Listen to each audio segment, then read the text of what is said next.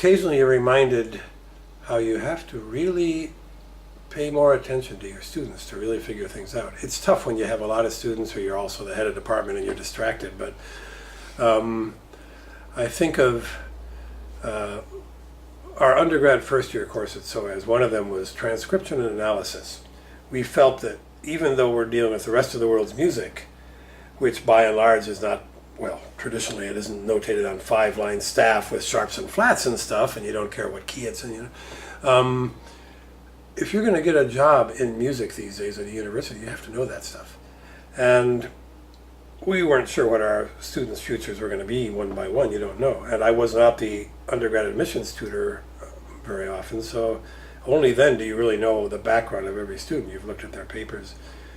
But I remember a particular year that I realized how important it was to learn more about them, because I'm teaching that first year transcription analysis, and there was one student named Nick Mulvey, who is now, well, I'll get to this later. I'll start with the bad part of my view. Here we are, they're all trying to listen to recordings and write them down on paper and all, and Nick was one of the ones who didn't seem to get it, and I'm thinking, well, oh, this guy, he's not very musical, is he? I can't remember what my brain said, but it was that kind of thing.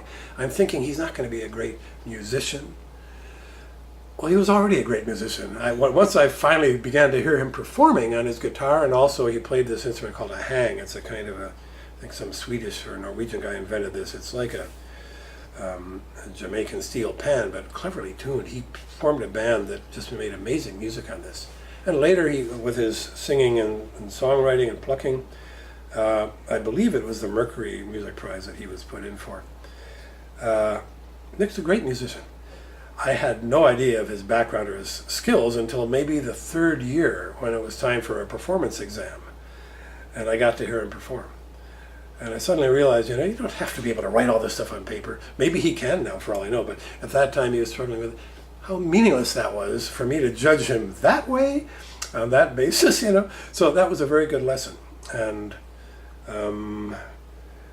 so I'm much more careful, I think, of judging people in general when you only get the first taste of them. You need to know more, you know.